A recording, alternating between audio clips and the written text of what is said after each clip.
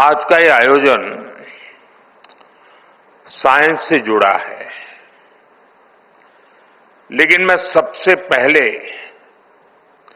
Cricket में भारत की शानदार जीत की बात करूंगा।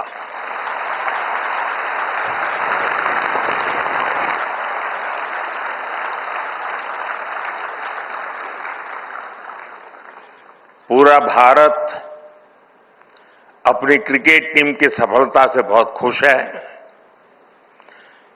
ये भारत का पहला विमेन्स वर्ल्ड कप है। मैं हमारी विमेन क्रिकेट टीम को बहुत बहुत बधाई देता हूं। हमें आप पर गर्व है। आपकी ये सफलता देश के करोड़ों नौजवानों को प्रेरित करेगी।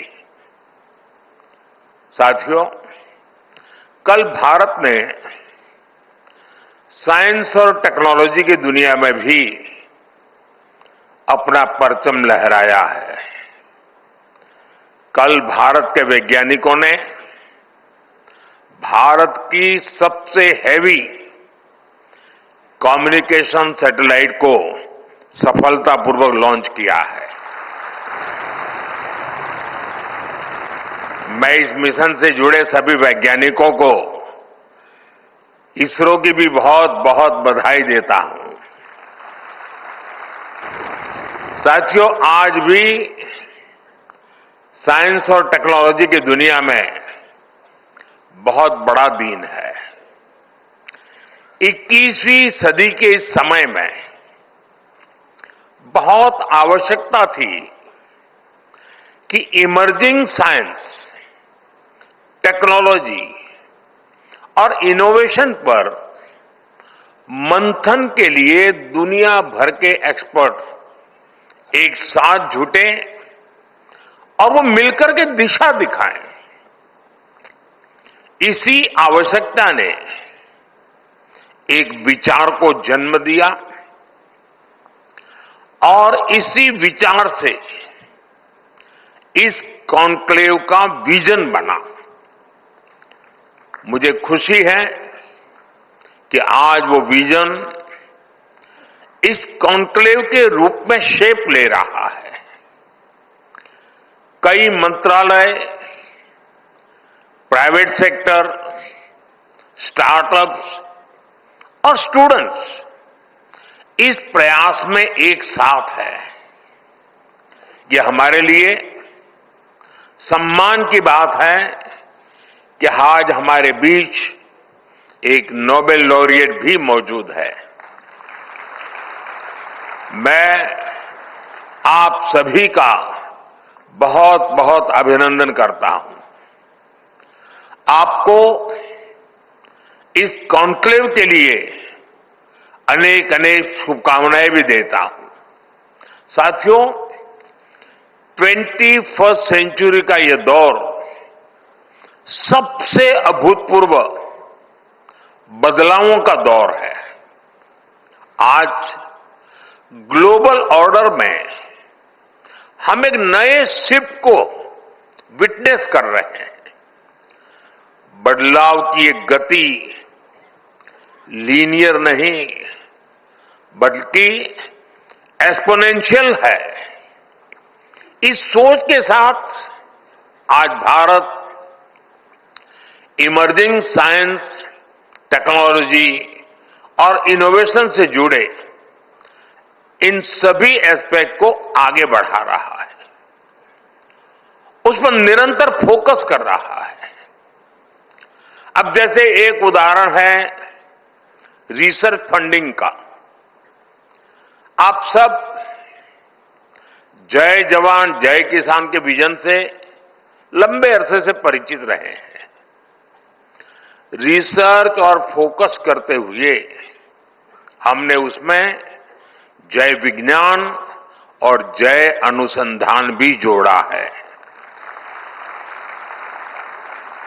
हमने अनुसंधान नेशनल रिसर्च फाउंडेशन बनाया है ताकि हमारी यूनिवर्सिटीज में रिसर्च और इनोवेशन को स्केल अप किया जा सके।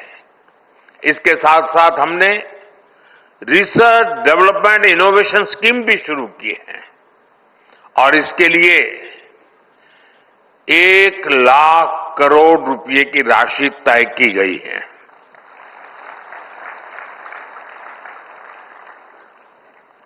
आपको लगता होगा ये 1,00,000 करोड़ मोदी के पास रहने वाला है, इसलिए ताली नहीं बजा रहे हो।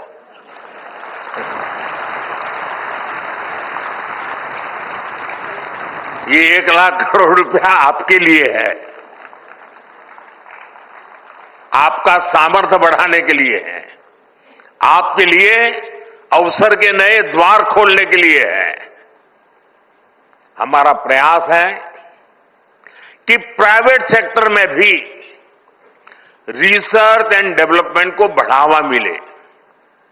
पहली बार हाई रिस्क और हाई इंपैक्ट प्रोजेक्ट के लिए कैपिटल भी उपलब्ध कराई जा रही है। साथियों, भारत में इनोवेशंस का आधुनिक इकोसिस्टम बने, इसके लिए हम ईज ऑफ डूइंग रिसर्च पर भी फोकस कर रहे हैं। इस दिशा में हमारी सरकार ने फाइनेंशियल रूल्स और प्रोक्योरमेंट पॉलिसी में भी कई रिफॉर्म्स किए हैं। हमने रेगुलेशन, इंसेंटिव्स और सप्लाई चेन्स में भी रिफॉर्म्स किए हैं ताकि प्रोटोटाइप जल्दी से लैब से निकलकर मार्केट तक पहुंचे। साथियों, भारत को इनोवेशन हब बनाने के लिए पिछले कुछ वर्षों में जो नीतियां बनी, जो निर्णय हुए, उसका असर अब साफ साफ दिखाई दे रहा है। मैं आपके सामने बड़े संतोष के साथ कुछ आंकड़े रखना चाहता हूं। वैसे मैं स्वभाव से बहुत जल्दी संतोष मानने वाला व्यक्ति नहीं हूं, लेकिन ये संतोष मेरा बीते हुए कल के संदर्भ में है। आने वाले कल के संदर्भ में अभी मेरा संतोष तो बहुत बाकी है, हमें बहुत आगे जाना है। पिछले दशक में हमारा R&D एक्सपेंडिचर 2 गुना हुआ है। भारत में रजिस्टर किए गए पेटेंट्स की संख्या 17 गुना बढ़ी है। 17 टाइम्स का इंक्रीज। स्टार्टअप में भी भारत अब दुनिया का तीसरा सबसे बड़ा स्टार्टअप इकोसिस्टम बन गया है। हमारे 6,000 से अधिक डीप टेक स्टार्टअप्स आज क्लीन एनर्जी, एडवांस मटेरियल्स जैसे क्षेत्रों में काम कर रहे हैं। भारत का सेमीकंडक्टर सेक्टर भी अब उड़ान भर चुका है। बायो इकोनॉमी की बात करें तो 2014 में ये $10 बिलियन की थी। आज ये करीब $140 बिलियन तक पहुंच चुकी है। साथियों, पिछले कुछ वर्षों में हमने कई सनराइज डोमेन्स में भी कदम बढ़ाया है। Green hydrogen, quantum computing, deep sea research, critical minerals, इन सभी डोमेन्स में भारत ने अपनी प्रॉमिसिंग प्रेजेंस दर्ज करा दी है। साथियों, जब साइंस को स्केल मिलती है, जब इनोवेशन इंक्लूसिव बनती है और जब टेक्नोलॉजी ट्रांसफॉर्मेशन लाती है, तो बड़ी उपलब्धियों की नींव मजबूत होती हैं, तैयार हो जाती हैं। पिछले 10-11 वर्षों में भारत की यात्रा इसी विजन का उदाहरण है। भारत अब टेक्नोलॉजी का कंज्यूमर नहीं, बल्कि टेक्नोलॉजी के लिए जरिए ट्रांसफॉर्मेशन का पायोनियर बन चुका है। कोविड के दौरान हमने रिकॉर्ड समय में स्वदेशी वैक्सीन विकसित की। हमने दुनिया का सबसे बड़ा वैक्सीनेशन प्रोग्राम चलाया।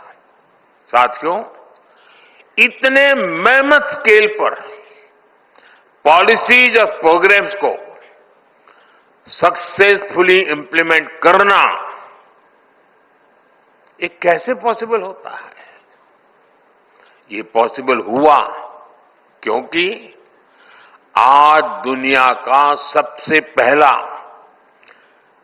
और सबसे सफल डिजिटल पब्लिक इंफ्रास्ट्रक्चर अगर किसी के पास है तो उस देश का नाम है हिंदुस्तान।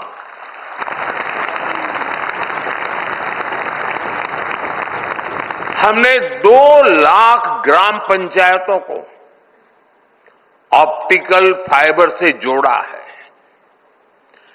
मोबाइल डेटा को डेमोक्रेटाइज किया है। साथियों, बीते वर्षों में अगर हमारा स्पेस प्रोग्राम चांद और मंगल तक पहुंचा तो साथ ही हमने अपने किसानों, मछुआरों को स्पेस साइंस के लाभ से भी जोड़ा।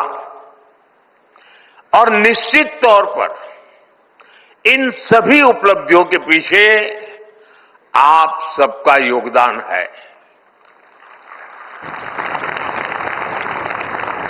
साथियों, इनोवेशन जब इंक्लूसिव होती है तो उसके प्रमुख बेनिफिशियरी ही उसके लीडर्स भी बन जाते हैं। भारत की महिलाएं इसका सबसे बड़ा उदाहरण है। आप देखिए, दुनिया में जब भारत के स्पेस मिशंस की बात होती है तो उसमें इंडियन विमेन साइंटिस्ट की चर्चा बहुत ज्यादा होती है। पेटेंट फाइलिंग में भी भारत में महिलाओं द्वारा सालाना फील्ड पेटेंट्स की संख्या 1 दशक पहले 100 से भी कम थी। अब ये सालाना 5000 से भी ज्यादा तक पहुंच गई है। स्टेम एजुकेशन में भी महिलाओं का शेयर करीब 43% है, जो कि ग्लोबल एवरेज से भी ज्यादा है। मैं दुनिया के एक विकसित देश में उनके साइंस एंड टेक्नोलॉजी मिनिस्टर के साथ लिफ्ट में ऊपर जा रहा था, तो लिफ्ट में उनसे बातें हुई तो उन्होंने मुझे पूछा कि भारत में लड़कियां क्या साइंस और टेक्नोलॉजी जैसे विषयों में जाती है क्या? यानी ये उनके मन में बड़ा अजूबा था। जब मैंने इनको कहा कि मेरे देश में इतना नंबर होता है तो वो चौंक गए थे। ये भारत की बेटियों ने करके दिखाया है। और आज भी मैं यहां देख रहा हूं कितनी बड़ी तादाद में हमारी बेटियां हैं, बहनें हैं।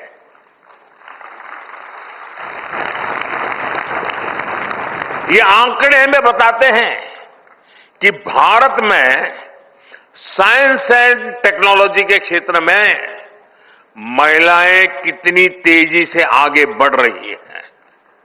साथियों, इतिहास में कुछ क्षण ऐसे आते हैं जिनसे कई पीढ़ियों को मोटिवेशन मिलता है।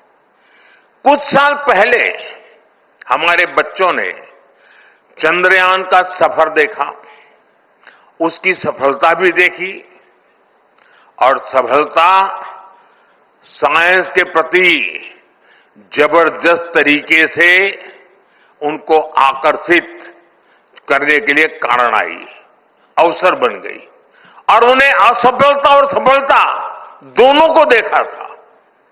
हाल में ग्रुप कैप्टन शुभांशु शुक्ला की स्पेस स्टेशन की यात्रा ने बच्चों में एक नई उत्सुकता पैदा की है। हमें नई पीढ़ी में पैदा हुई जिज्ञासा का लाभ उठाना चाहिए। साथियों, हम जितने ज्यादा ब्राइट यंगस्टर्स को साइंस, टेक्नोलॉजी और इनोवेशन की दिशा में ले जा सके उतना ही बेहतर होगा। इसी सोच के साथ देश भर में लगभग 10,000 अटल टिंकरिंग लैब बनाई गई हैं। इनमें 1 करोड़ से ज्यादा बच्चे क्यूरियोसिटी और क्रिएटिविटी के साथ एक्सपेरिमेंट कर रहे हैं। और आपको ये जानकर खुशी होगी कि इन लैब्स की सफलता को देखते हुए हम 25,000 नई अटल टिंकरिंग लैब भी बनाने जा रहे हैं। पिछले कुछ वर्षों में देश में सैकड़ों नई यूनिवर्सिटीज बनाई गई हैं।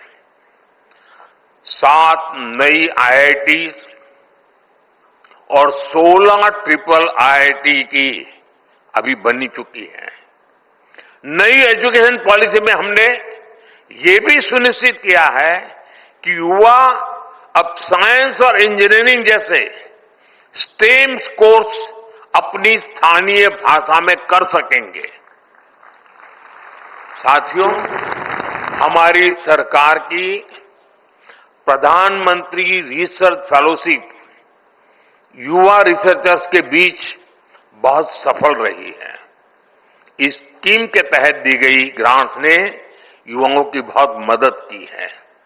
अब हमने आने वाले 5 वर्षों में 10,000 फेलोशिप देकर देश में R&D को और मजबूती देने का निर्णय किया है।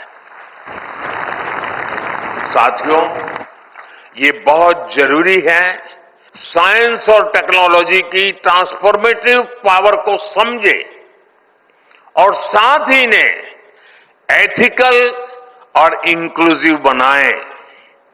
उदाहरण के लिए आर्टिफिशियल इंटेलिजेंस को ही देखिए। आज रिटेल से लेकर लॉजिस्टिक तक, कस्टमर सर्विस से लेकर बच्चों के होमवर्क तक हर जगह एआई का इस्तेमाल हो रहा है। इसलिए हम भारत में भी एआई की शक्ति को समाज के हर वर्ग के लिए उपयोगी बना रहे हैं। इंडिया एआई मिशन में 10,000 करोड़ रुपए से अधिक का निवेश किया जा रहा है। साथियों, भारत आज एथिकल और ह्यूमन सेंट्रिक एआई के ग्लोबल फ्रेमवर्क को शेप दे रहा है। हमारा आने वाला एआई गवर्नेंस फ्रेमवर्क इस दिशा में एक बड़ा कदम होगा। इसका मकसद है इनोवेशन और सेफ्टी को साथ साथ विकसित करना। अगले वर्ष फरवरी में जब भारत ग्लोबल एआई समिट की मेजबानी करेगा तो इंक्लूसिव, एथिकल और ह्यूमन सेंट्रिक एआई के प्रयासों को नई गति मिलेगी। साथियों, अब समय है कि हम इमर्जिंग एरियाज में 2 गुनी ऊर्जा से काम करें। ये विकसित भारत के हमारे लक्ष्य की प्राप्ति के लिए भी बहुत अहम है। मैं आपसे कुछ आइडियाज शेयर करना चाहता हूं।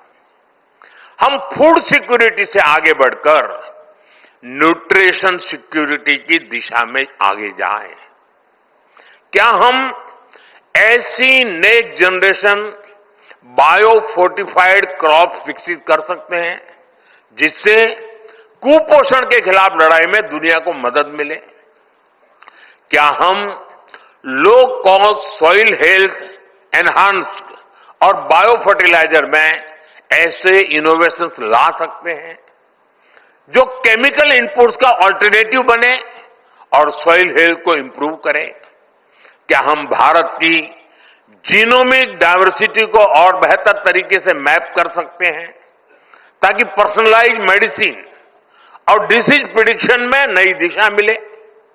क्या हम क्लीन एनर्जी स्टोरेज जैसे बैटरीज में नए और सस्ते इनोवेशंस कर सकते हैं? हर क्षेत्र में हमें ये देखना चाहिए कि किन क्रिटिकल इनपुट्स के लिए हम दुनिया पर निर्भर है और कैसे उनमें आत्मनिर्भरता हासिल की जा सकती है। साथियों, मुझे विश्वास है कि आप सभी साइंस और टेक्नोलॉजी की दुनिया से जुड़े लोग इन सवालों से भी आगे जाकर नई संभावनाएं खोजेंगे।